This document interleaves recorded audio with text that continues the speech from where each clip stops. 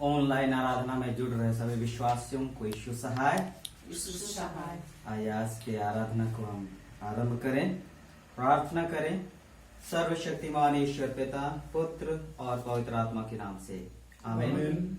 अनुग्रहकारी जीवित महान परमेश्वर, हम आपका धन्यवाद करते हैं बीते समय के सभी आशीषों के लिए, रक्षा रखवाली के लिए, जीवन दान के लिए। प्रभु आज के पवित्र दिन को हमारे जीवन में जोड़ा, हम तेरा धन्यवाद करते हैं। सुबह के समय में हम तेरे निकट आते हैं, जो भी कि हम सामूहिक रूप में एक जगह एकत्रित नहीं हो पा रहे हैं। प्रभु हम तेरा धन्यवाद करते हैं कि ऑनलाइन माध्यम से हम तेरे निकट आ पा रहे हैं, तेरी संगति को हम महसूस कर रहे हैं। प्रभु इस समय यीशु नाम में एक मन एक चित होकर तेरे अनुग्रह सिंहासन के निकट आते हैं और तेरी महिमा, तेरी आराधना करना चाहते हैं। प्रभु तो हमारे बीच में हो कि हम तेरी उपस्थिति को महसूस करें और आत्मा और सच्चाई से तेरी आराधना करें, हमारे प्रभु यीशु ख्रिस्त के नाम से आमीन। गीत गाएंगे गीत संग्रह से, गीत संख्या 182। गीत संग्रह से गीत संख्या 182। मैं पापी जब मसीह का नाम सोचता तो छुटता भय, वह यीशु है और उसका काम पाप से बचाना है। गीत संग्रह से गीत संख्या 182। मैं पापी जब मसीह का नाम सोचता तो छूटता भय, वो यीशु है और उसका काम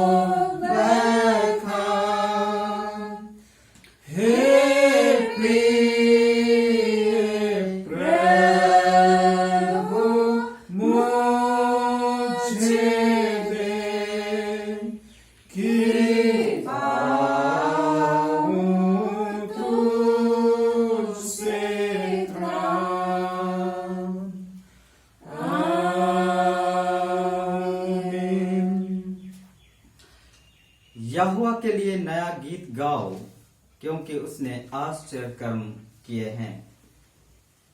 प्रभु यीशु ख्रिस्ट का अनुग्रह, परमेश्वर पिता का प्रेम और पवित्र आत्मा की सहभागिता आप सबों के साथ रहे और आपके साथ भी हम रहे। शुद्धता की प्रार्थना एक साथ उच्चारें। हे सर्वशक्तिमान परमेश्वर, तेरे समुख सबके हृदय खुले हैं।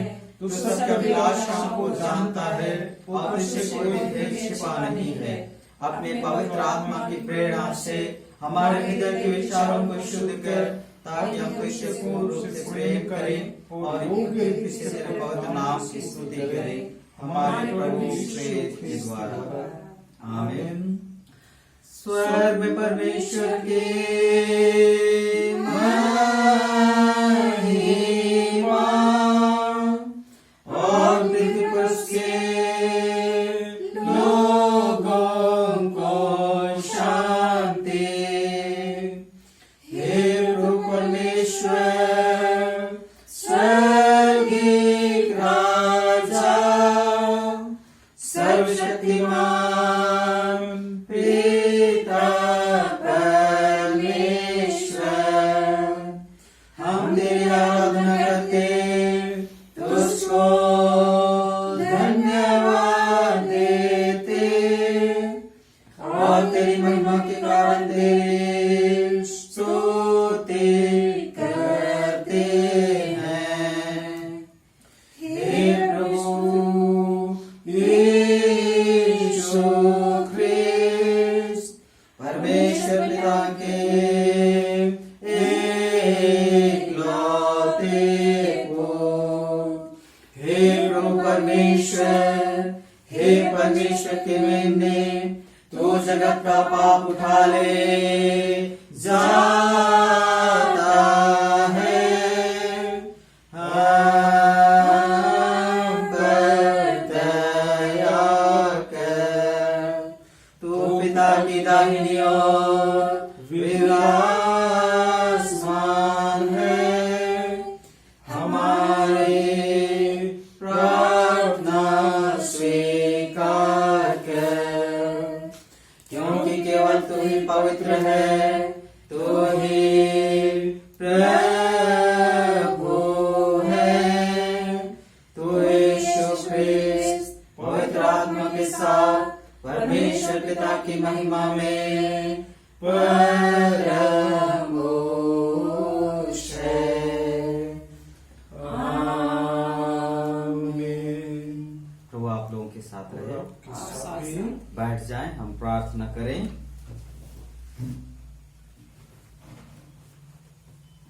आज पुनरुत्थान पर्व के पश्चात चौथा प्रभु आ गए। आज की कलेक्ट प्रार्थना को अर्पण करें। हे सर्वशक्तिमान परमेश्वर, सच्चाई से तुझको जानना ही अनंत जीवन है।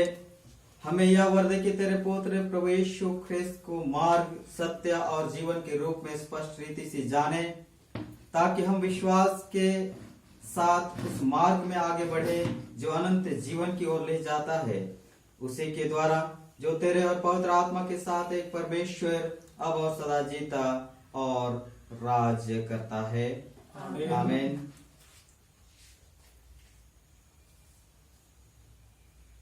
हमारे प्रभु यीशु ख्रिस्त के परमेश्वर और पिता का धन्यवाद हो, जिसने प्रभु यीशु ख्रिस्त के मृतकों में से जी उठने के द्वारा अपनी बड़ी दया से हमें जीवित आशा के लिए नया जन्म दिया, अर्थात एक अविनाशी और निर्मल और अजर विराज के लिए, और उसी पर आनंद में मगन होने के लिए जो कहने से बाहर और महिमा से परिपूर्ण है, जिसके तेरे साथ है पिता और तेरे साथ पवित्र आत्मा, सारी प्रतिष्ठा, सामर्थ, प्रताप और प्रभुता अब और सदा सर्वदा होती रहे। आमीन। हम उनके लिए प्रार्थना करें जो बीमार अवस्था में है, हमारे आस पड़ोस में है, हम जिनको जानते हैं नहीं भी जानते हो, अस्पतालों में है, उनको प्रभु के हाथ में सुपुर्द करें कि प्रभु उनको चंगाई लाभ प्रदान करे। हे सर्वशक्तिमान और सनातन परमेश्वर, उदास मन वालों की शांति दाता और दुखितों के बल, अपने बालकों की प्रार्थना जो किसी क्लेश में से तुझे पुकारते अपने पास पहुंचने दे, और प्रत्येक पीड़ित ख्रिस्तीय प्राणी पर अपनी दया दिखा, उसे संभाल, उसे आराम प्रदान कर, हमारे प्रभु यीशु ख्रिस्ट के द्वारा। आमीन। हम इस समय विश्वव्यापी मरे के लिए प्रार्थना करें और उसके छुटकारे के लिए हम प्रभु से प्रार्थना करें कि प्रभु हर एक को छुटकारा प्रदान करे। हे सर्वशक्तिमान और दयावान परमेश्वर, तू जो जीवन और मृत्यु का प्रभु है, इस भयानक रोग और काल के समय हम नम्रता से तेरी ओर अपनी आंखें उठाते हैं और हमें बचाने की भरोसा रखते हुए तुझसे विनती करते हैं कि तू हमें इस संकट से छुड़ा और अपने लोगों की ऐसी स्वास्थ्य और शक्ति दे कि वे शांत, नम्र और धन्यवादित मन से तेरी सेवा करे, उसी हमारे प्रभु यीशु ख्रिस्ट के द्वारा। आमीन। हम अपने उन मित्रों, रिश्तेदारों के लिए प्रार्थना करें जो दूर स्थानों में रहते हैं। हे प्रभु हमारे परमेश्वर, तू सब स्थानों में उपस्थित है। हम तेरा धन्यवाद इसलिए करते हैं कि ना स्थान की दूरी, ना किसी प्रकार के विरह हमें तुझसे अलग कर सकता है, और इसलिए भी कि जो एक दूसरे से अलग हैं वे सब तेरे सम्मुख रहते हैं। अपनी पवित्र शरण में हमारे बिछड़े हुए भाई बंधुओं की रक्षा कर और यह वर दे कि हम और वे दोनों तेरी संगति को ऐसे खोजें कि तेरे निकट आकर हम एक दूसरे के निकट खींचे जाएं, हमारे प्रभु यीशु ख्रिस्त के द्वारा। आमीन।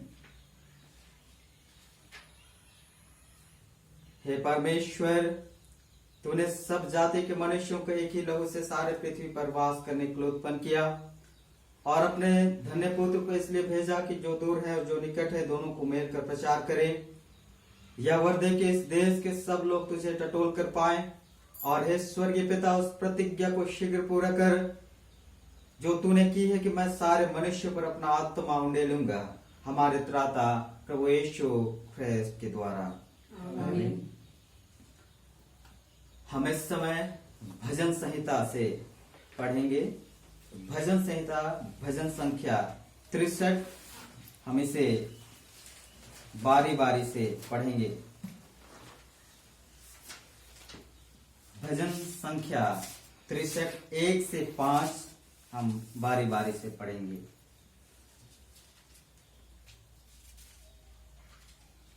हे परमेश्वर, तू मेरा परमेश्वर है, मैं तुझे यत्न से ढूंढूंगा। सूखी और निर्जल उसर भूमि पर मेरा मन तेरा प्यासा है, मेरा शरीर तेरा अति अभिलाषी है।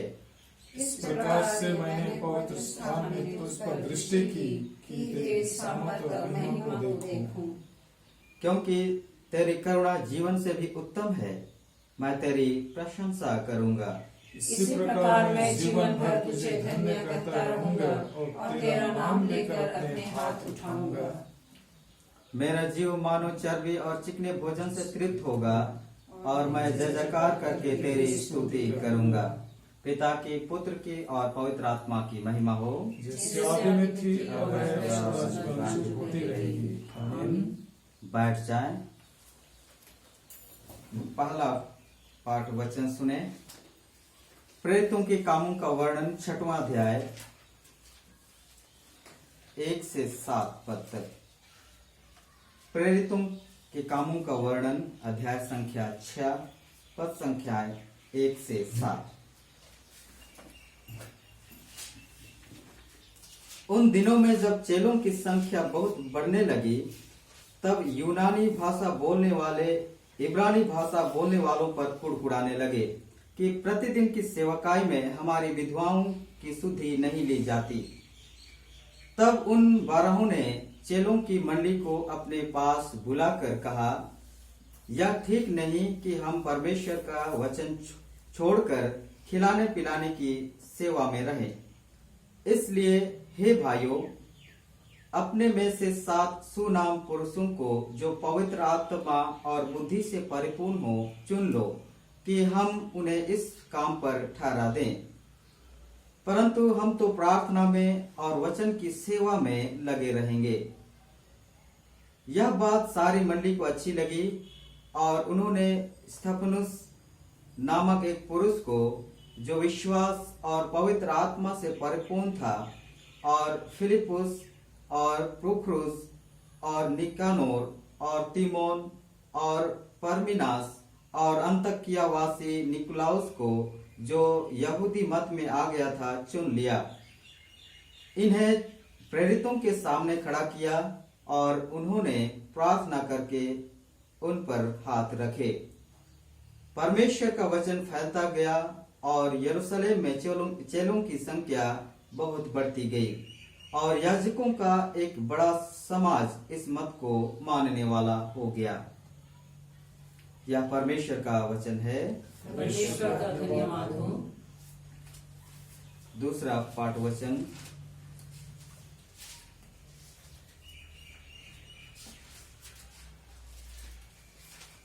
पहला पतरस दूसरा अध्याय 1 से 10 पद तक। पहला पतरस दूसरा अध्याय 1 से 10। इसलिए सब प्रकार का वैरभाव और छल और कपट और डाह और निंदा को दूर करके नए जन्मे हुए बच्चों के समान निर्मल आत्मिक दूध की लालसा करो, ताकि उसके द्वारा उद्धार पाने के लिए बढ़ते जाओ, क्योंकि तुमने प्रभु की कृपा का स्वाद चख लिया है।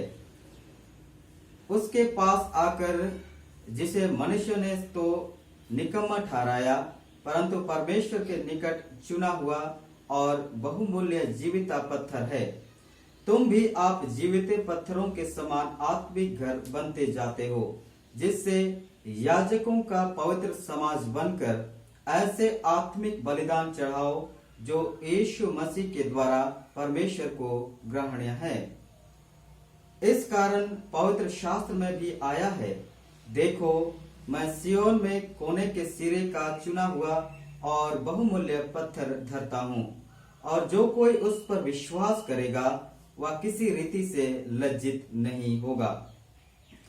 अतः तुम्हारे लिए जो विश्वास करते हो वह तो बहुमूल्य है, पर जो विश्वास नहीं करते उनके लिए जिस पत्थर को राजमिस्त्रियों ने निकम्मा ठहराया था, वही कोने का सिरा हो गया और ठेस लगने का पत्थर और ठोकर खाने की चट्टान हो गया है, क्योंकि वे तो वचन को ना मानकर ठोकर खाते हैं और इसी के लिए वे ठहराए भी गए थे।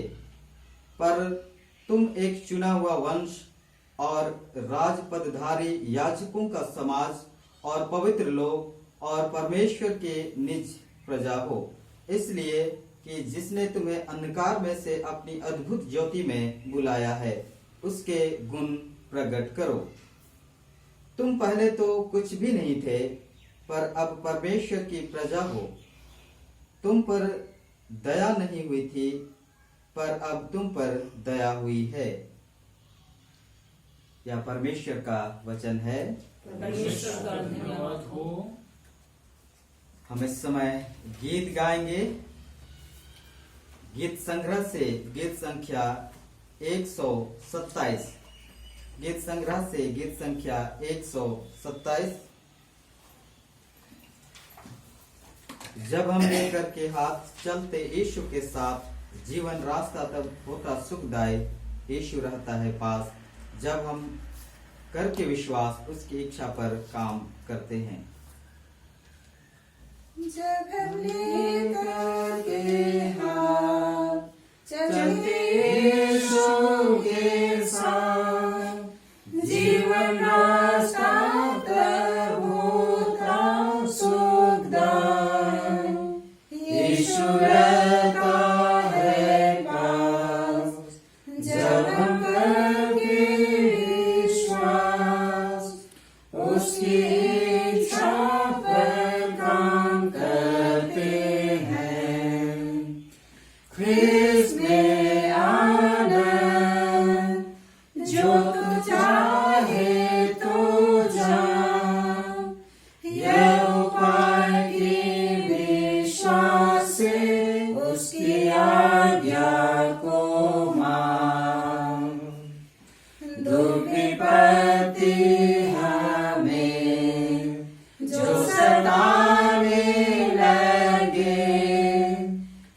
यीशु सबों को दूर करता है। डरना दूधा उनको घबराएगा जो आज्ञा मान के विश्वास करते हैं। ख्रीस्त में आना जो तू चाहे तो जान, यह उपाय की विश्वास से उसकी आज्ञा को मान। जितना काम हम करें दुख परिश्रम सहे, प्रतिफल यीशु देता भरपूर। जो विश्वास हम करें हुक्म माने उसके, दुख से भी हम पावेंगे आशीष। ख्रीस्त में आना जो तू चाहे तो जान, यह उपाय की विश्वास से उसकी आज्ञा को मान। जब हम अर्पण करें मन और धन सब उसके, महाप्रेम का मिठास जानेंगे। क्योंकि केवल उनको वह आनंद देता जो आज्ञा मान के विश्वासी रहे। ख्रीस्त में आना जो चाहे तो जान, यह उपाय की विश्वास से उसकी आज्ञा को मान। उसके पास हम रहें, मीठी संगीत करें, उसकी शिक्षा आनंद से सुने। अपनी इच्छा को मान, उसकी आज्ञा अनुसार उसकी सेवा हम करते रहें। ख्रीस्त में आना जो तू चाहे तो जान, यह उपाय की विश्वास से उसकी आज्ञा को मान।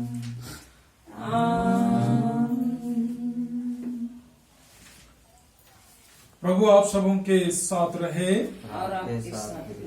पवित्र सुसमाचार, पवित्र यूहन्ना रचित सुसमाचार उसके 14 अध्याय में लिखा है और उसके पहले पद से सुसमाचार आरंभ होता है। हे प्रभु यीशु ख्रीस्त तेरी महिमा हो। यूहन्ना रचित सुसमाचार 14 अध्याय पहले पद से आगे। तुम्हारा मन व्याकुल न हो, परमेश्वर पर विश्वास रखो और मुझ पर भी विश्वास रखो। मेरे पिता के घर में बहुत से रहने के स्थान हैं। यदि ना होते तो मैं तुमसे कह देता, क्योंकि मैं तुम्हारे लिए जगह तैयार करने जाता हूँ। और यदि मैं जाकर तुम्हारे लिए जगह तैयार करूं तो फिर आकर तुम्हें अपने यहाँ ले जाऊंगा, कि जहां मैं रहूं वहां तुम भी रहो। जहां मैं जाता हूं तुम वहां का मार्ग जानते हो। थोमा ने उससे कहा, हे प्रभु, हम नहीं जानते कि तू कहाँ जा रहा है, तो मार्ग कैसे जाने? यीशु ने उससे कहा, मार्ग और सत्य और जीवन मैं ही हूं। बिना मेरे द्वारा कोई पिता के पास नहीं पहुंच सकता। यदि तुमने मुझे जाना होता तो मेरे पिता को भी जानते और अब उसे जानते हो और उसे देखा भी है। फिलिप्पुस ने उससे कहा, हे प्रभु, पिता को हमें दिखा दे, यही हमारे लिए बहुत है। यीशु ने उससे कहा, हे फिलिप्पुस, मैं इतने दिन से तुम्हारे साथ हूं और क्या तू मुझे नहीं जानता? जिसने मुझे देखा है उसने पिता को देखा है। तू क्यों कहता है कि पिता को हमें दिखा? क्या तू विश्वास नहीं करता कि मैं पिता में हूं और पिता मुझ में है? ये बातें जो मैं तुमसे कहता हूं अपनी ओर से नहीं कहता, परंतु पिता मुझ में रहकर अपने काम करता है। मेरा विश्वास करो कि मैं पिता में हूं और पिता मुझ में है, नहीं तो कामों ही के कारण मेरा विश्वास करो। मैं तुमसे सच सच कहता हूं कि जो मुझ पर विश्वास रखता है, ये काम जो मैं करता हूं वह भी करेगा, वरन उससे भी बड़े काम करेगा, क्योंकि मैं पिता के पास जाता हूं। जो कुछ तुम मेरे नाम से मांगोगे वही मैं करूंगा, कि पुत्र के द्वारा पिता की महिमा हो। यदि तुम मुझसे मेरे नाम से कुछ मांगोगे तो मैं उसे करूंगा। यह ख्रिस्त का सुसमाचार है। हे सब ख्रिस्त तेरी स्तुति हो। प्रार्थना करें, हे प्रभु परमेश्वर, तेरे जीवित वचन के लिए धन्यवाद करते हैं जो हमारे लिए तूने दिया है। प्रभु, हमारी प्रार्थना है वचन का प्रकाशन हमें दे ताकि हम उसको समझ सके।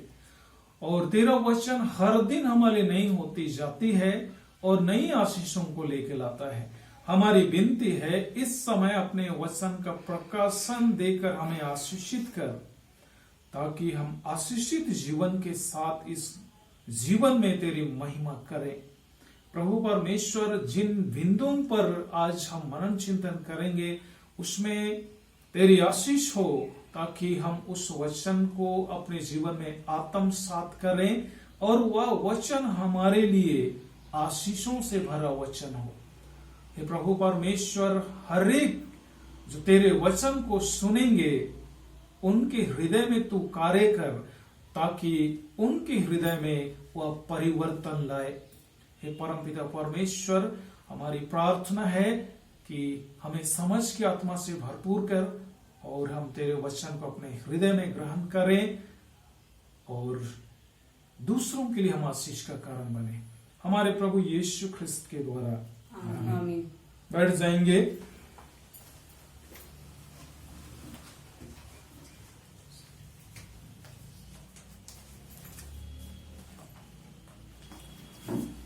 आज हमारे लिए आनंद और खुशी का यह विषय है कि जंत्री पाठ के अनुसार से जो हमारा विषय है उस पर भी हम लोग थोड़ा ध्यान करेंगे। और थोड़ा सा मैं, चूंकि आज मातृ दिवस भी है, जिसे हम लोग मातृ पितृ दिवस के रूप में भी हम लोग बोलते हैं, तो मैं थोड़ा सा उस पर प्रकाश डालना चाहूंगा। और इसलिए आप सभी माता पिता, अभिभावक, बच्चे, सबको ही हम लोग इस बात पर ध्यान करेंगे कि यह विषय और इन सारी बातों को यह मार्गदर्शन हमारे लिए क्यों दिया गया है।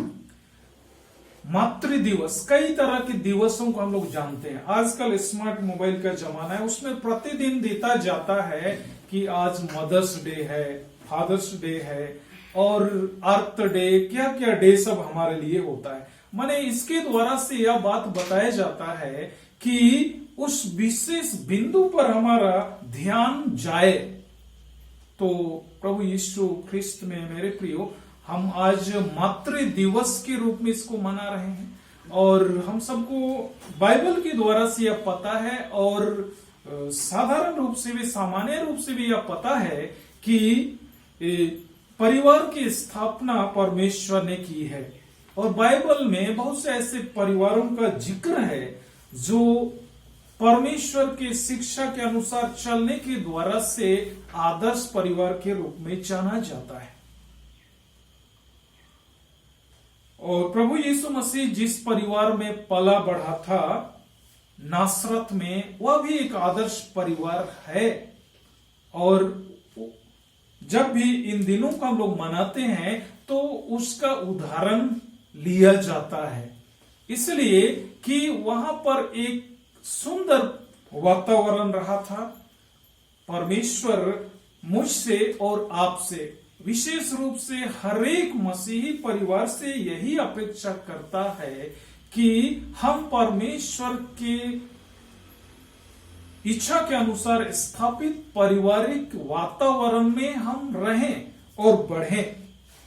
विशेषकर मैं माता पिताओं के लिए यह वचन कह रहा हूं कि परमेश्वर ने हम सबों को एक सुंदर परिवार के रूप में जोड़ दिया है, पति पत्नी के रूप में, और इसलिए कि बच्चों को हम बचपन से ही सुंदर परिवेश में पालन पोषण करें। और परमेश्वर इसीलिए हमें जोड़ा है कि उसके द्वारा से बच्चों को हम अच्छी शिक्षा, अच्छा संस्कार दे सकें, परमेश्वर के प्रेम और भय में उनका प्रतिपालन करें। परमेश्वर की अपेक्षा है, और ऐसा अगर हमारे परिवार में रहेगा तो आगे चलकर वह परिवार निश्चय ही मसीही परिवार और एक आदर्श परिवार के रूप में जाना जाएगा। और परमेश्वर अपनी चुनी प्रजा इस्राएल को इसलिए चुना कि उनके द्वारा से दुनिया में वह काम करे, उनको आदर्श बनाना चाहता था। लेकिन बाइबल में हम लोग देखेंगे तो कैसा झगड़ा करने वाला लोग थे, लेकिन फिर भी परमेश्वर ने उन लोग को चुन लिया ताकि उनके द्वारा से इस संसार में आशीष ले आए। अभी हम लोग देखेंगे कि इब्राहिम को किस तरह परमेश्वर कहता है कि मैं तुम्हें आशीष का पिता बनाऊंगा। प्रभु में मेरे प्रियो, हमारे परिवार को भी परमेश्वर इसलिए आशीष किया है और इसीलिए ख्रिस्तीय नींव में डाला है और स्थापित किया है, ताकि वहां से एक सुंदर परिवार का स्थापना हो और सुंदर परिवार बढ़े। बच्चों को देकर के परमेश्वर हमें आशीषित करता है, और उन बच्चों को बचपन से शिक्षा देना मेरा और आपका कर्तव्य है। अगर बचपन से ही हम वो शिक्षा देंगे जो एक मसीह परिवार में होना चाहिए, तो आगे चलकर वे बच्चे सबसे अधिक परमेश्वर को जानेंगे। और यही तो हमारा कर्तव्य है कि परमेश्वर को जानना और उसको बताने के लिए हमारा कर्तव्य है कि हम बच्चों को बतलाएं। व्यवस्था विवरण उसके 6वां अध्याय में 6 पद से आगे हम लोग पढ़ेंगे तो वहां पे परमेश्वर का वचन बहुत सुंदर कहता है कि बच्चों को हमें उठते, बैठते, खाते, चलते सब समय हमें बताना चाहिए, और ऐसा करने के द्वारा से बच्चों के मन में परमेश्वर के प्रति प्रेम और पवित्र भय को हमें भर देना चाहिए, ताकि आगे चलकर उस परमेश्वर की शिक्षा के अनुसार जीवन व्यतीत करें। परिवार में मां का बहुत ही महत्वपूर्ण स्थान होता है, और जैसे हम लोग संसार की शिक्षा के अनुसार से भी यही पाते हैं कि मां परिवार में प्रथम शिक्षिका के रूप में रोल अदा करती है, और मां एक ममतामयी मां है, और इस कारण से मां को हमेशा वही रोल अदा करना चाहिए जिसके लिए परमेश्वर ने उसे बनाया है। एक और वह अपने जीवन साथी का जीवन संगिनी के रूप में, हर बात में सहायता करने वाली के रूप में परमेश्वर ने उसे आदम को समर्पित किया, उसे सृजा है। और वहीं दूसरी ओर परमेश्वर जिन बच्चों को आशीष के रूप में देता है, उनका परवरिश में वह भरपूर योगदान करे। चूंकि हमारे परिवार में ऐसा होता है कि पुरुष वर्ग के लोग बाहर कहीं काम के लिए जाते हैं, तो उस ऐसी परिस्थिति में मां का ही मुख्य रोल घर में रहता है, और जिस घर में मां वह रोल अदा करेगी, प्रभु के प्रेम और भय में प्रार्थना के साथ बच्चों को वह शिक्षा देंगी, परवरिश करेंगी, निश्चय है कि वह परिवार दूसरों के लिए आशीष का कारण होगा।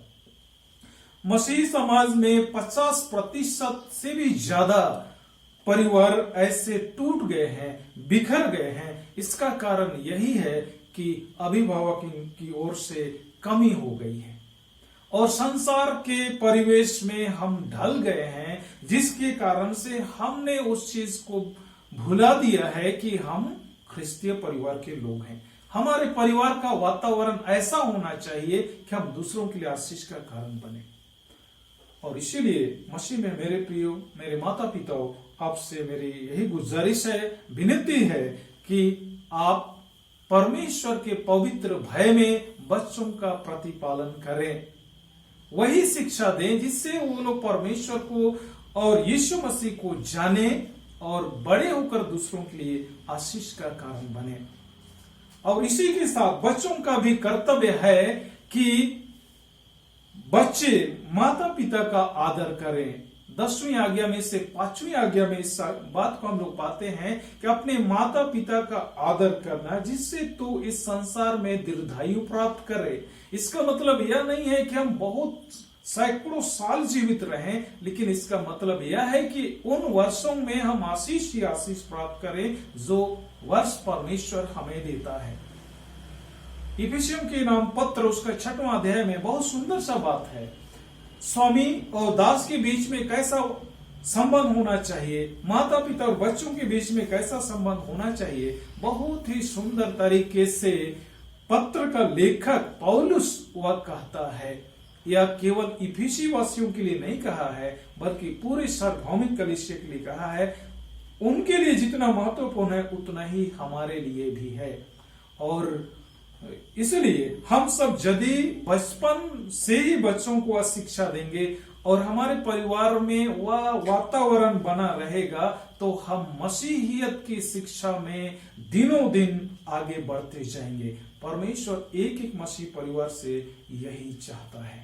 और इसीलिए आज के दिन में मैं इस बात को आपके सम्मुख परमेश्वर के वचन के प्रकाश में परामर्श के रूप में, सलाह के रूप में मैं बोल रहा हूं कि हम सबको यह समझना है कि मैं मसीह परिवार का हूं, और इसीलिए मसीह परिवार का वातावरण, माहौल मेरे परिवार में होना चाहिए, ताकि दूसरे आदमी आए तो उसको प्रेरणा मिले कि नहीं, वास्तव में परिवार ऐसा होना चाहिए। और परमेश्वर यही तो चाहता है। इसहाक और रिबका, उनके पास परमेश्वर ने एसाव और याकूब के रूप में 2 बेटों को दिया था, लेकिन वहां पर गलती क्या हुआ था कि मां छोटे बेटे से बहुत अधिक प्रेम करती थी और पिताजी बड़े बेटे से, और इस कारण से आगे चलकर झगड़ा का कारण बना। इसलिए माता पिताओं को यह चाहिए कि सभी बच्चों से बराबर का प्रेम रखें, क्योंकि परमेश्वर हमसे बराबर का प्रेम करता है। और अगर किसी से ज्यादा, किसी से कम होगा, तो यही चीज बच्चों के मन में प्रभाव करता है और आगे चलकर एक द्वेष भावना उत्पन्न होता है। और इसीलिए मैं सभी अभिभावकों से यह गुजारिश करूंगा कि चाहे जैसा हो, चूंकि बच्चे परमेश्वर के दिए हुए दान है, जैसे 127 भजन संहिता में कहता है। और इसलिए इस बात को हमेशा स्मरण करके समानता के साथ बच्चों से प्रेम करना चाहिए। हम लोग संसार में देखते हैं, संसार की शिक्षा ऐसा है कि बेटियों को बहुत ज्यादा तरजीह नहीं दिया जाता है। हमारे परिवार में ऐसा नहीं होना चाहिए। सब कोई को परमेश्वर ने बनाया, सब कोई को परमेश्वर ने हमें दिया है, इसलिए कभी भी थोड़ा सा भी कम बेशी नहीं, वरन बिल्कुल बराबर ही होना चाहिए, क्योंकि वो सब परमेश्वर के दिए हुए भाग हैं, आशीष के कारण हैं। हमें आशीष दिए हैं कि उन बच्चों के द्वारा से कल दूसरों को आशीष मिले। इसलिए हम उनको ऐसा काबिल बनाए, शिक्षा के क्षेत्र में भी और आत्मिक क्षेत्र में भी, ताकि वे आशीष का कारण बने। इस संसार के रूप में हम ऐसी शिक्षा उनको दें कि देश के लिए, समाज के लिए मजबूत स्तंभ और कर्णधार बने, और कलीसिया में भी प्रभु की महिमा करने वाले बने और दूसरों के लिए आशीष का कारण बने। प्रभु यीशु ख्रिस्त में मेरे प्रियो, आज चूंकि प्रभु पुनरुत्थान के पश्चात चौथा प्रभुवार है, और आज का जो विषय है उस पर मैं अब आना चाहूंगा। और चूंकि हमारे विषय में है प्रभु यीशु मार्ग, सच्चाई और जीवन है। प्रभु यीशु मसीह ही मार्ग, सच्चाई और जीवन है। यशायाह नामक पुस्तक उसका 41 अध्याय उसके 10वें वचन में ऐसा लिखा है, मत डर क्योंकि मैं तेरे संग हूं, इधर उधर मत ताक क्योंकि मैं तेरा परमेश्वर हूं, मैं तुझे दृढ़ करूंगा और तेरी सहायता करूंगा, अपने धर्म में दाहिने हाथ से मैं तुझे संभाले रहूंगा। परमेश्वर जिसका नाम है मैं जो हूं सो हूं, मैं हूं, वह कभी नहीं बदलने वाला परमेश्वर है। इसलिए उस समय यहोवा परमेश्वर ने ऐसा कहा कि मैं ही तुम्हें ले चलूंगा, संभालूंगा। जब प्रभु यीशु मसीह शरीर धारण करके इस संसार में आया तो उसने अपने होठों से कहा, अपने जुबान से इस बात को कहा कि मार्ग, सच्चाई और जीवन मैं ही हूं। जी हाँ मेरे प्रियो, मार्ग, सच्चाई और जीवन प्रभु यीशु ही है और कोई दूसरा नहीं है। और यह कथन प्रभु यीशु मसीह ने स्वयं अपने सिरमुख से कहा है। और इसीलिए आइए हम इस वचन पर ध्यान करें। इसमें 3 बातें हम लोग सीखेंगे, मार्ग, सत्य और जीवन, जिसे प्रभु यीशु मसीह ने अपने होंठ से कहा है। इसमें सीधी सी बात है कि प्रभु यीशु मसीह यह कह रहे हैं कि मार्ग, सच्चाई और जीवन मैं ही हूं, बिना मेरे द्वारा कोई पिता के पास नहीं पहुंच सकता। इस संसार में हजारों पंथ हैं, यानी हजारों रास्ते हैं जिस पर हम उस राज को जा सकते हैं, ऐसा लोगों का कहना है, ऐसा लोगों का शिक्षा है। और धार्मिक अगुए भी शिक्षाएं देते हैं धर्म शास्त्र के माध्यम से, और कई धर्म अगुए नैतिकता की शिक्षाएं किताबों के द्वारा से देते हैं। और इस तरह से युगों से आज तक का समय बीत गया है, लेकिन कोई भी ऐसा गुरु, ऐसा महात्मा नहीं जो यह कहे कि मार्ग, सच्चाई और जीवन मैं ही हूं। आज तक के इतिहास में केवल एक ही व्यक्ति है जिसने कहा मार्ग, सच्चाई और जीवन मैं ही हूं, और वह है यीशु मसीह। यीशु मसीह को छोड़कर कोई परमेश्वर तक पहुंचाने वाला व्यक्ति नहीं हुआ इस संसार में। परंतु आज तक किसी गुरु महात्मा ने यह दावा भी नहीं किया है, लेकिन प्रभु यीशु मसीह ने इस बात को कहा। और एक समय जब वो शिक्षा दे रहे थे, उस समय कहा था, मुझसे पहले जो आए थे सब चोर और डाकू थे। चूंकि बहुत कोई ऐसी शिक्षा दे रहे थे, अन्य रास्ता बता रहे थे जिस रास्ते से होकर हम स्वर्ग नहीं जा सकते या परमेश्वर के राज तक नहीं पहुंच सकते।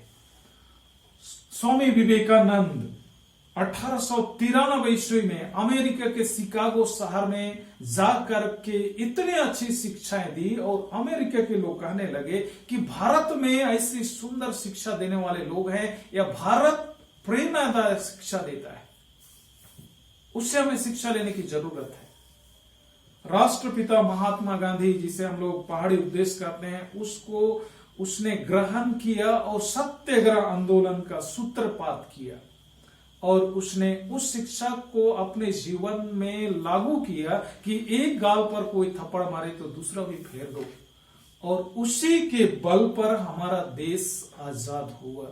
इन्होंने प्रभु यीशु मसीह को आदर्श गुरु के रूप में स्वीकारा। यह सच है कि उन्होंने प्रभु यीशु मसीह को उद्धारकर्ता के रूप में, प्रभु के रूप में स्वीकारा नहीं, लेकिन एक आदर्श व्यक्ति के रूप में स्वीकारा, और सफलता के मार्ग में जाने के लिए उसको आदर्श स्वीकार कर लिया। यह हम मसीही जगत के लिए बहुत ही घमंड करने का विषय है। जी हाँ मेरे प्रियो, कि उन्होंने हमारे प्रभु यीशु मसीह को केवल आदर्श से भी बढ़कर उन्होंने स्वीकारा है, हमारे लिए अभिमान का विषय है। लेकिन इसी के साथ में हमें गहराई से मंथन चिंतन करने की भी जरूरत है कि उन गैर मसीही लोगों ने यीशु मसीह को अपना गुरु, आदर्श माना, और आज हम यीशु को अपना प्रभु मानते हैं, तो हमारे लिए कितना और अधिक उसके बताए हुए मार्ग में और उसके दिए हुए शिक्षा में चलने की।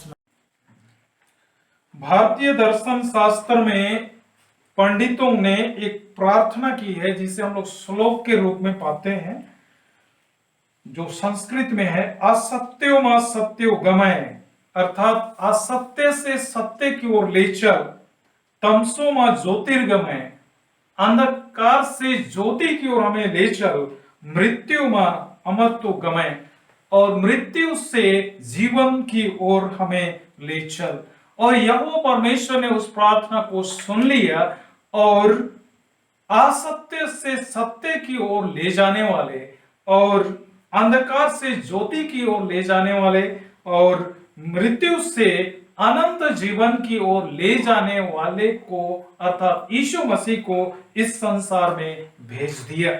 लेकिन जब वह व्यक्ति इस संसार में आया जिसने अपने मुख से भी इस बात को कहा कि मार्ग, सच्चाई और जीवन मैं ही हूं, लेकिन जब उन्होंने ऐसा कहा तो उस व्यक्ति को उन्होंने सिरे से खारिज कर दिया, उसे नहीं पहचाना। उस समय के बड़े बड़े प्रकांड विद्वानों ने भी यीशु मसीह को बिल्कुल इनकार कर दिया। यह कितनी दुखद बात है। प्रभु यीशु ख्रिस्त में मेरे प्रियो, पवित्र शास्त्र बाइबल में परमेश्वर का पुत्र यीशु मसीह परमेश्वर तक पहुंचने के लिए मार्ग बनकर आया, सत्य की शिक्षा देने वाले के रूप में आया, और मृत्यु से जीवन वरन अनंत जीवन की ओर ले जाने वाले के रूप में भी आया, और यह जीवन बनकर आया, लेकिन मनुष्यों ने नहीं पहचाना। और इसीलिए यूहन्ना रचित सुसमाचार उसके पहले पद में हम लोग पहले अध्याय में इस वचन को पढ़ते हैं कि अपनों के बीच में आया, लेकिन अपनों ने उसे नहीं पहचाना। कितनी यह दुखद बात है। प्रभु यीशु मसीह कहता है यूहन्ना 8 और उसके 12 के अनुसार से, मैं ज्योति हूं, यानी जगत की ज्योति मैं हूं, जो मेरे पीछे हो लेगा वह अंधकार में ना चलेगा वरन जीवन की ज्योति पाएगा। लेकिन बहुतों ने उसे स्वीकारा नहीं, क्योंकि उनके काम बुरे थे। आज हमें प्रभु यीशु मसीह को अपने जीवन का प्रभु के रूप में स्वीकार करने की जरूरत है। प्रभु यीशु मसीह ने अपने आप के बारे में वह शिक्षा देते हुए इस बात को स्पष्ट रूप में दावे के साथ कहा कि मैं ही मार्ग, सच्चाई और जीवन हूं। इन 3 वचनों पर हम अलग अलग थोड़ा सीखने का प्रयास करें। पहला बात, मार्ग। प्रभु यीशु मसीह ने स्वयं को मार्ग के रूप में प्रस्तुत किया है। स्वयं को कहा कि मैं ही मार्ग हूं। प्रभु यीशु मसीह ने अपने जीवन काल में 2 रास्ते के बारे में बताया, जिसे हम लोग मत्ती 7 उसका 13-14 में पढ़ते हैं कि एक सकेत मार्ग और दूसरा चौड़ा मार्ग।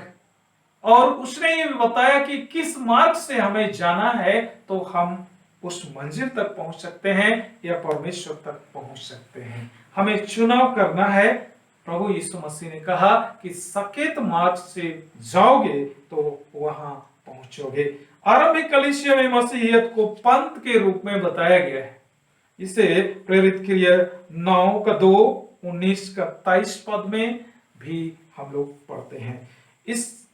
इस शिक्षा के द्वारा इस वास्तविकता को बताया गया है कि प्रभु यीशु मसीह जो शिक्षा देते हैं वही शिक्षा मनुष्य के जीवन में परिवर्तन लाता है और नया मनुष्य बनकर जीवन जीता है। इसीलिए मसीहियत को पंथ यानी मसीह शिक्षा को एक पंथ या मार्ग के रूप में वहां पर बताया गया है। एक व्यक्ति प्रभु यीशु मसीह के पास आया था, जिसे हम लोग मत्ती रचित सुसमाचार 19 अध्याय में 16 से आगे 30 तक में हम लोग पढ़ेंगे तो मिलेगा, जो बहुत ही संपन्न व्यक्ति था, धन संपत्ति उसके पास बहुत था। इस कारण से वह आता है और सोच रहा है कि मैं अनंत जीवन पाने के लिए क्या करूं, कौन सा भला काम करूंगा, वैसा वह सोच रहा था। लेकिन प्रभु यीशु मसीह ने उसे बताया कि तुम शिक्षाओं को जानते हो, आज्ञाओं का पालन करते हो। उसने कहा मैं बचपन से ही सबको करता हूं, पूरा करते आया हूं। लेकिन उसने कहा अभी भी तुझमें एक बात की कमी है। और उसने कहा कि जाओ, जो कुछ तेरे पास है उसे कंगालों को बेच कर दे दो और मेरे पीछे हो लो। वह उदास होकर के चला जाता है। प्रभु में मेरे प्रियो, यानी इसका मतलब यह है कि प्रभु के मार्ग में जाना सकरे मार्ग में जाने के बराबर है और इसीलिए कोई दूसरा शॉर्टकट रास्ता नहीं है। नीति वचन उसका 3 अध्याय के 17 वचन में लिखता है, उसके मार्ग आनंददायक हैं। जो शिक्षा देता है और जिस मार्ग में चलने की बात कहता है उसमें आनंद है। इस संसार में दुख और तकलीफ जरूर होगा, क्योंकि संसार ऐसा ही है, लेकिन आनंद जो हमारे जीवन में रहेगा वह उस तकलीफ में भी रहेगा। यह शिक्षा और यह बात बहुत अद्भुत बात है। और उसके सब मार्ग कुशल के हैं। वह जो कुछ कहता है उसका हम पालन करेंगे तो हमें हर बात में सफलता ही सफलता मिलेगा। इसीलिए परमेश्वर के वचन को हमेशा अपने जीवन में आत्मसात करना है।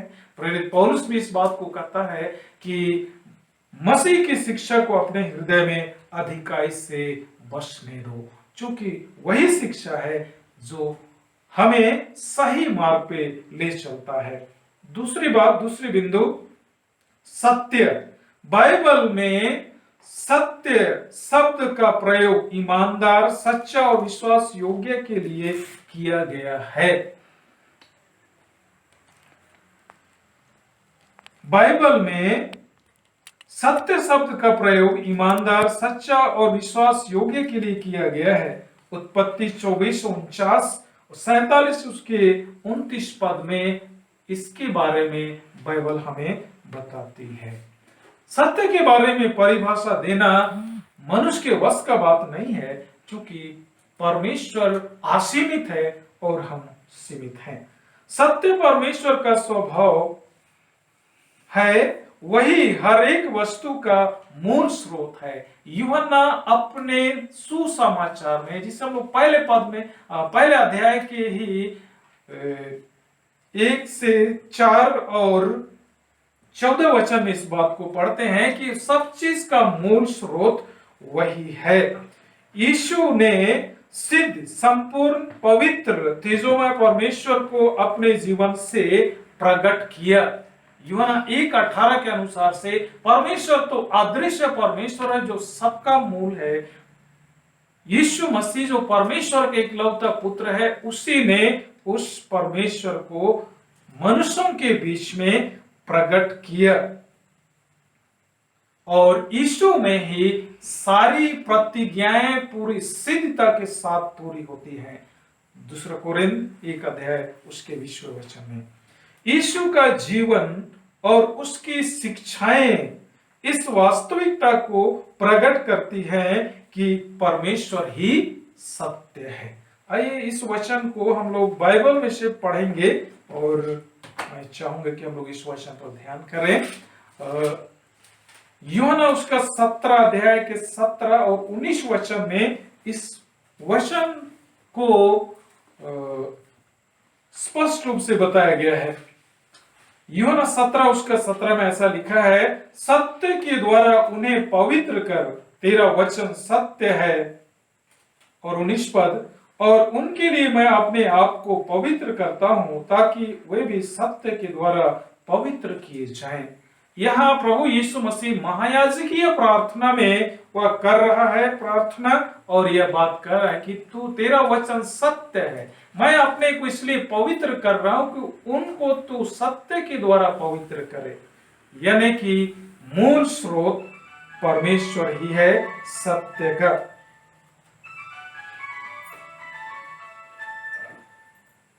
इसी कारण जो सत्य या यीशु को जानेगा उसका जीवन बदल जाएगा। जो व्यक्ति सत्य को जानेगा या यीशु को जानेगा उसका जीवन निश्चय ही बदल जाएगा, वह नया मनुष्य बन जाएगा। क्योंकि बाइबल वचन में इस बात को बताया गया है। यूहन्ना रचित सुसमाचार 8वां अध्याय उसके 32 पद में, सत्य को जानोगे तो सत्य तुम्हें स्वतंत्र करेगा। सत्य को जानने के द्वारा कई सांसारिक बंधन से हम छुटकारा प्राप्त करेंगे और हम सच्चा मानव बन जाएंगे। जक्कई इसका स्पष्ट उदाहरण है और पवित्र पौलुस प्रेरित भी इसका स्पष्ट उदाहरण है। हम जिस दिन उस सत्य को जान जाएंगे, यीशु को जिस दिन हम जानेंगे, हमारे जीवन में परिवर्तन आ जाएगा और हम नया मनुष्य बन जाएंगे। आज संसार में पाप और बुराई इतना अधिक बढ़ गया है, इतना अधिक बढ़ गया है कि मसीही समाज भी इससे अछूता नहीं है, वरन मसीही समाज भी अधिकांशतः उस बुराई की ओर दिन ब दिन बढ़ता जा रहा है। और फिर भी हमें ये चीज पता नहीं है, लेकिन बहुत सारे लोग यह कहते हैं कि मैं मसीही हूं, और इसलिए पूरे दावे के साथ इस बात को कहते हैं कि मैं मसीही हूं। लेकिन दूसरी ओर यदि देखा जाए तो हम अपने दावे पे कितना अधिक मजबूत हैं, हमारा वर्तमान इस बात को स्पष्ट रूप से बताता है कि हम एक मसीह समाज में का व्यक्ति होकर के भी हम पुराने मनुष्य के साथ जीवन व्यतीत कर रहे हैं। यह इस बात का सबूत है कि हमारे दावे कोरा कागज के समान है। इफिसियों के नाम पत्र उसका 4 अध्याय 22 से 24 पद में हम लोग पढ़ेंगे तो परमेश्वर के वचन में वहां लिखा हुआ है, तुम अपने पुराने मनुष्य को उतार डालो और परमेश्वर के स्वरूप में सृजे गए स्वभाव को धारण करो, ऐसा हमें सलाह दिया गया। और उसके बगैर हम कभी भी नया मनुष्य नहीं बन सकते हैं, जब तक कि हमारे जीवन में यीशु का स्वभाव नहीं रहेगा। जिस दिन सत्य से हमारा साक्षात्कार होगा, जिस दिन हम उससे मुलाकात करेंगे या मुलाकात होगी, उसी दिन हमारे जीवन में परिवर्तन आना शुरू हो जाएगा। जैसे कि पवित्र पौलुस प्रेरित का जब सत्य के साथ यानी यीशु मसीह के साथ उसका मुठभेड़ हुआ, उसका जीवन बदल गया। दूसरा कोरिन्थियों का 5:17 में लिखता है, जो मसीह में वह नई सृष्टि है। हमारे जीवन में हम मसीह में आए गए हैं, मसीह समाज में हैं, तो हमारा जीवन पूर्ण परिवर्तित होना चाहिए। लेकिन आज यही चीज देखने को नहीं मिलता है। हम मसीह समाज में हैं, लेकिन हमारा स्वभाव पुराने मनुष्यत्व में ही अभी भी है। परमेश्वर के पास सारा चीज का हिसाब है, इसलिए हम परमेश्वर को धोखा नहीं दे सकते हैं। इसलिए प्रभु में मेरे प्रियो, हम जब नई सृष्टि बन गए हैं तो हमारे जीवन से पुरानी व्यक्तित्व और पुराना मनुष्यत्व जाता रहना चाहिए। तीसरी और अंतिम बात, जीवन। आज भी लाखों करोड़ों लोग इस सच्चाई को स्वीकार करने को कतई तैयार नहीं है कि यीशु मसीह ही जीवन दाता है, कोई नहीं बनता है। भारत जैसे देश में जहां की गुरु महात्मा और पैगंबरों का अधिकता है, यहां पर तो और अधिक उसे स्वीकार करना बहुत कठिन है। और ऐसे लोगों के बीच में हम सब रह रहे हैं। प्रभु यीशु ख्रिस्त में मेरे प्रियो, प्रभु यीशु मसीह ने कहा कि मैं ही मार्ग हूं, मैं ही जीवन हूं, और इसीलिए हमें सावधान रहना चाहिए। यीशु मसीह ही जीवन दाता है। और यीशु मसीह के प्रार्थना में इस बात को हम लोग पाते हैं यूहन्ना 17:3 पद में कि अनंत जीवन यह है कि वे तुझ एकमात्र अद्वैत परमेश्वर को जाने और यीशु मसीह को जाने जिसे तूने उसे भेजा। यीशु मसीह को जानना ही जीवन वरन अनंत जीवन को पाना है। आज लगभग सारा संसार नश्वर जीवन की खोज में है, यानी नाशमान जीवन को पाने के लिए जी तोड़ मेहनत कर रहा है और सारा समय संसाधन सब कुछ को वह व्यय कर रहा है, उसी में इन्वेस्ट कर रहा है। लेकिन उसको पता नहीं है कि अंत में हमें कुछ हासिल होगा भी कि नहीं। अनंत जीवन देने वाले की सुनने और उसकी संगति करने, शिक्षा को ग्रहण करने के लिए उनके पास समय नहीं है। आज हम सब लॉकडाउन में हैं। कभी कभी मैं यह सोचता हूं कि परमेश्वर जो कुछ करता है हमारे भले के लिए करता है, क्योंकि हम लोग सामूहिक रूप से आराधना तो नहीं कर पा रहे हैं, लेकिन एक अवसर है हमारे लिए कि हम परिवार में होकर प्रभु के पास आए। कितनी सुंदर बात है। सारी बातें मिलकर हमारे लिए भलाई को उत्पन्न करती हैं। बस जरूरत है यह कि हम सकारात्मक सोचें।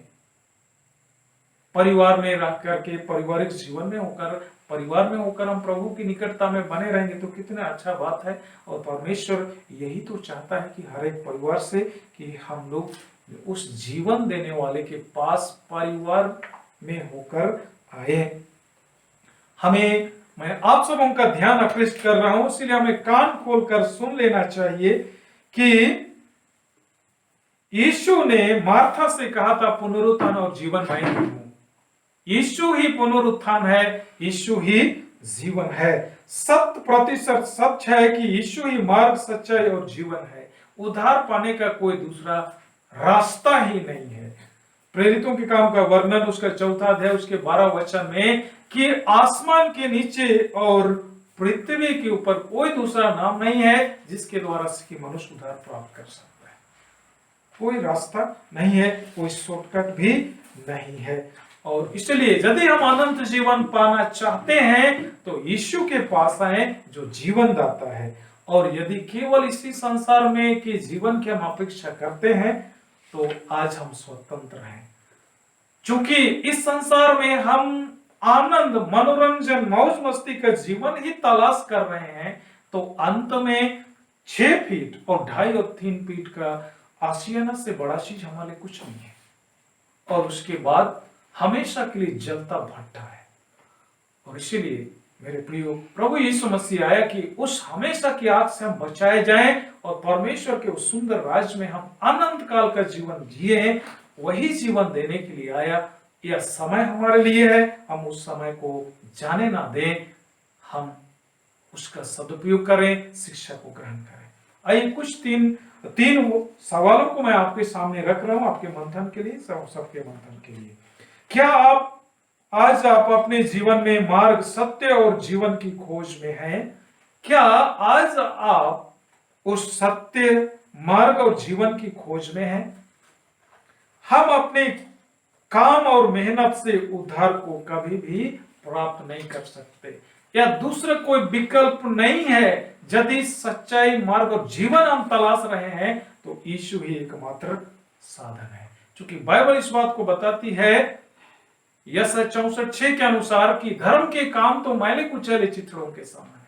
उसके द्वारा से हम अच्छा काम करेंगे तो हमें वह जगह मिलेगा, कोई हमारे कोई उपाय नहीं है। दूसरी बात, क्या आज आप परमेश्वर के बताए हुए मार्ग पर चलने के लिए तैयार हैं? मेरे और आप के लिए भी इस सवाल सबके लिए है कि क्या आप तैयार हैं? तैयार हैं तो देर मत करें। यीशु के वचन को आत्मसात कीजिए और ज्योति में चलिए। वह ज्योति में ले चलकर परमेश्वर के राज्य में हमें ले चलने वाला है। क्या आप चाहते हैं कि आपके जीवन में ज्योति आए? वह पवित्र आत्मा का ज्योति, परमेश्वर की शिक्षा की ज्योति हमारे जीवन में है। क्या आप ऐसा चाहते हैं? अगर ऐसा है तो प्रभु यीशु मसीह के चरणों में आए। इस संसार में शांति, सुकून और परलोक में अनंत जीवन पाने का रहस्य है परमेश्वर के वचन में बने रहना। जब हम परमेश्वर के वचन में बने रहेंगे तो वह सब चीज हमारे लिए है। क्योंकि परमेश्वर इसीलिए अपने पुत्र यीशु मसीह को इस संसार में भेजा कि हम दंड के हकदार न बने किंतु आशीष और अनंत राज के वारिस बने, इसीलिए उसने भेजा।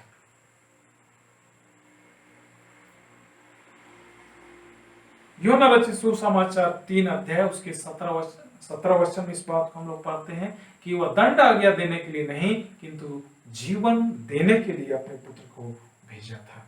इसलिए प्रभु में मेरे प्रिय, परमेश्वर सबके साथ समान प्रेम करते हैं। अब जरूरत यह है कि हम कितना अधिक उससे प्रेम करते हैं।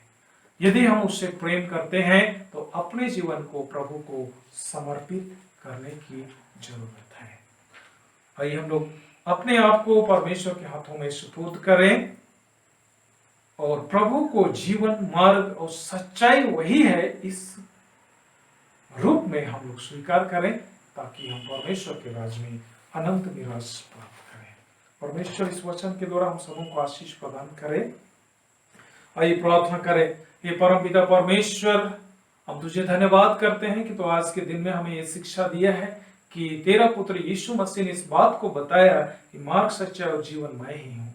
हे प्रभु, हम इस बात को कबूल करते हैं, स्वीकार करते हैं कि तूने अपने पुत्र यीशु मसीह को हमारे लिए मार्ग, सच्चाई और जीवन बनकर भेजा और उसी के द्वारा से हम तेरे राज तक पहुंच सकते हैं।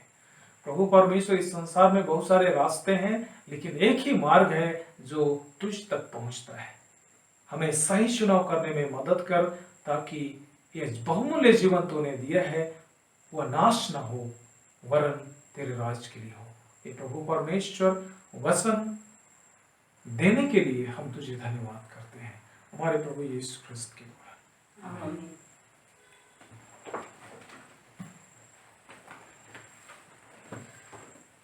इस समय हम खड़े होकर अपने विश्वास की घोषणा प्रेरितों के विश्वास वचन के द्वारा एक साथ करें। प्रेरितों का विश्वास वचन। मैं सर्वशक्तिमान पिता, सर्व पृथ्वी के सृष्टिकर्ता परमेश्वर पर विश्वास करता हूँ। मैं उसके इकलौते पुत्र हमारे प्रभु यीशु ख्रिस्त पर विश्वास करता हूँ। वह पवित्र आत्मा के सामर्थ्य से गर्भ में आया और हमारी मरियम से जन्मा। उसने पोंतियुस पिलातुस के शासन में दुख भोगा। वह क्रूस पर चढ़ाया गया, मरा और गाड़ा गया और मृतकों के लोक में उतरा। तीसरे दिन जी उठा। वह स्वर्ग पर चढ़ गया और पिता की दाहिनी ओर विराजमान है। वह जीवित और मृतकों का न्याय करने को फिर आएगा। मैं पवित्र आत्मा पर और सार्वभौमिक कलीसिया पर, संतों की संगति, पापों की क्षमा, देह के पुनरुत्थान और अनंत जीवन पर विश्वास करता हूँ।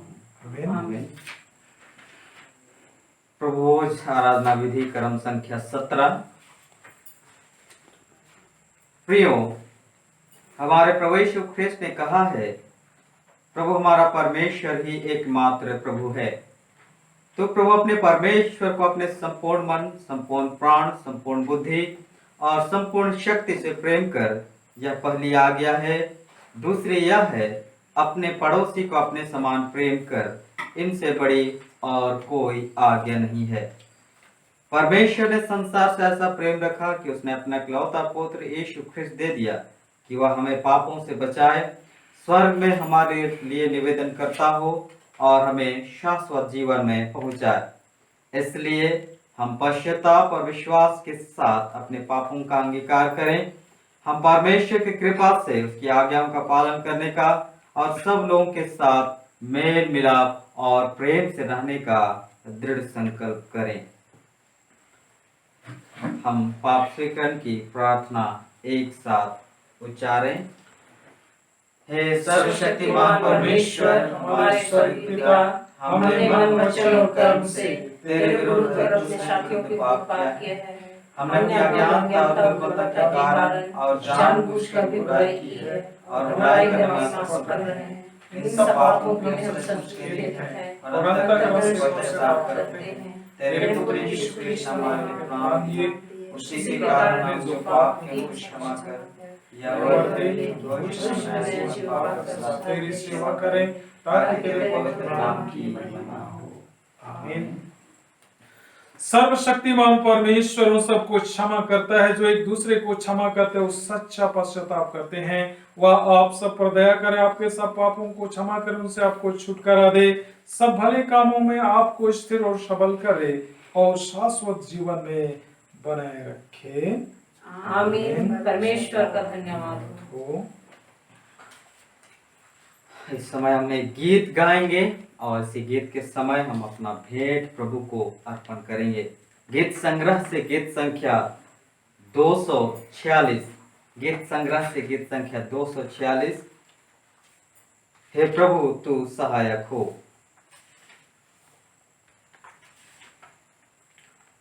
हे प्रभु तू सहायक हो, संकट के समय मन बचार मन सबों को सिर रखे दया है।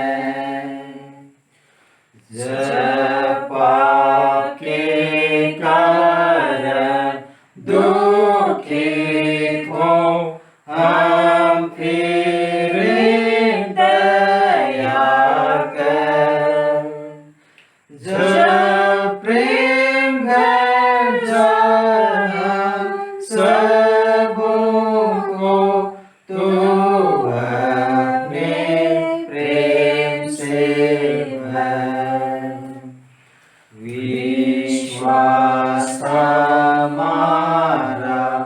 तू बढ़ा या है हमारी आस। अनुग्रह जो आवेगा ठहरेगा धन्यदास। हे यीशु नेता में संभव अकेला तू सहाय। जीते समय और मरण कब अपना हमें निर्भय।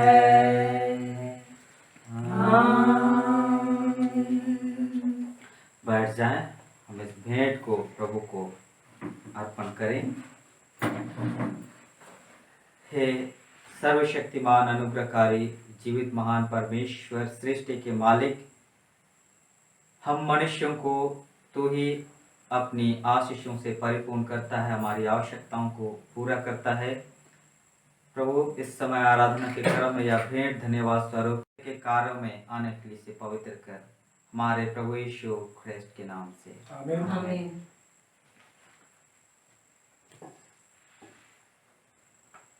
प्रार्थना करें।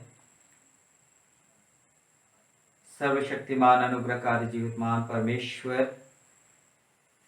हम तेरा धन्यवाद करते हैं इस समय के लिए जो तूने हमें दिया है कि हम तेरे निकट आए, तेरी संगति में आए। प्रभु यह अवसर तूने हमें दिया है, हम तेरा धन्यवाद करते हैं। प्रभु आज के दिन को हमारे जीवन में जोड़ा और आपके अनुग्रह सिंहासन के निकट आने का मौका दिया है, आपके पवित्र नाम को उच्चारने का हमें अवसर दिया है प्रभु, और हम यीशु नाम में तेरी आराधना कर पा रहे हैं। प्रभु हम तेरा धन्यवाद करते हैं। हे सर्वशक्तिमान परमेश्वर, हम मनुष्य तेरी व्यवस्थाओं के विपरीत चला और जिसके कारण से ये परिस्थिति तूने ये अनुमति दी है और आज लगभग पूरा संसार लॉकडाउन में है। और हे सर्वशक्तिमान परमेश्वर, हमने तेरी आज्ञाओं का उल्लंघन किया है, हम तुझसे क्षमा चाहते हैं। हे सर्वशक्तिमान परमेश्वर, हमारी प्रार्थना है हम सच्चा पश्चाताप करें और फिर से हम तेरे निकट आए। प्रभु विश्वव्यापी कोरोना से जितने संक्रमित लोग हैं तेरे दया में हाथ में सुपुर्द करते हैं। प्रभु इस बीमारी से लड़ने की शक्ति सामर्थ उन्हें प्रदान कर। जितने डॉक्टर नर्सेस उनकी सेवा टहल कर रहे हैं प्रभु परमेश्वर, उन्हें धैर्य और कार्य कुशलता प्रदान कर। जो ज्ञान बुद्धि समझ तूने उनको दी है, ऐसे समय में निस्वार्थ भाव से सेवा करे, इस्तेमाल करे जो हुनर तूने उनको दी है। प्रभु हम तो इससे प्रार्थना करते हैं। और जितने इस बीमारी से मृत्यु को प्राप्त कर चुके हैं प्रभु, उन शोकित परिवार को तेरे हाथ में सुपुर्द करते हैं। प्रभु तू आप ही में सांत्वना, शांति, ढाढ़स प्रदान कर। हे सर्वशक्तिमान प्रभु परमेश्वर, हम देश के अधिकारियों के लिए प्रार्थना करते हैं, प्रधानमंत्री और हमारे झारखंड प्रदेश के मुख्यमंत्री और जितने मंत्रीगण हैं तेरे हाथ में सुपुर्द करते हैं। जो भी निर्णय लेंगे ऐसे समय में प्रभु ज्ञान बुद्धि समझ दे, तेरी अगुवाई पाकर सही निर्णय कर सके और लोगों के हित के लिए सोचे विचारें और उनके लिए व्यवस्था करें। प्रभु तू आप ही उनकी सहायता कर। हे प्रभु परमेश्वर, हम उन बीमार जनों के लिए प्रार्थना करते हैं जो हमारे से लोहरदगा पैरिस के अंतर्गत जितने भी बीमार जन हैं तेरे दयामय हाथ में सुपुर्द करते हैं। तू आप उनकी सिद्धि ले, चंगाई को प्रदान कर, ताकि शारीरिक रूप से चंगाई को प्राप्त करते हुए अपने मुख से तेरा धन्यवाद करें। हे सर्वशक्तिमान परमेश्वर, हम इसे प्रार्थना करते हैं आज पूरे दिन भर हमारे साथ हो, रक्षा रखवाली कर, शाम की घड़ी में फिर से हम तेरे निकट आए और तेरा धन्यवाद करें। प्रभु परमेश्वर, हमारी प्रार्थना है ऐसे परिस्थिति में जो भी निर्देश हमें दिए जा रहे हैं उन निर्देशों का हम पालन करें, अपने अपने घरों में रहकर तेरी संगति में रहें, परिवार में होकर प्रभु तेरे निकटता में जीवन व्यतीत करें। तो इससे प्रार्थना करें, अपने गुनाहों को कबूल करें और इस प्रकार से प्रभु तेरे निकटता में जीवन व्यतीत करते हुए अपने जीवन में आगे बढ़ें। और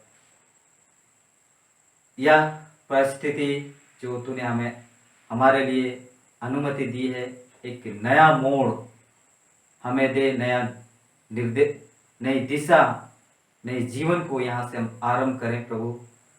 तो आप ही हम प्रत्येक की सहायता कर। प्रभु परमेश्वर, सारे आदर महिमा आपको देते हैं। प्रार्थनाओं को तूने सुना है, हम तेरा धन्यवाद करते हैं हमारे प्रभु यीशु ख्रिस्त के नाम से, आमीन। हम प्रभु की प्रार्थना एक साथ उच्चारें।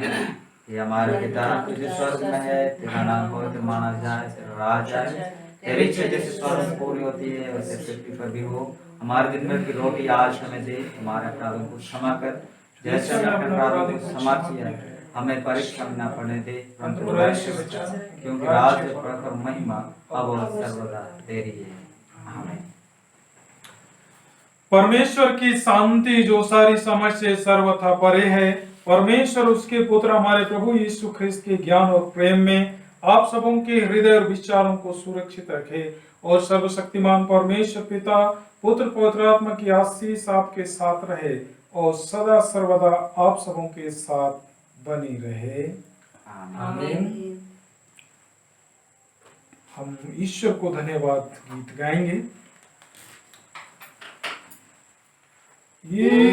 ईश्वर को धन्यवाद, पिता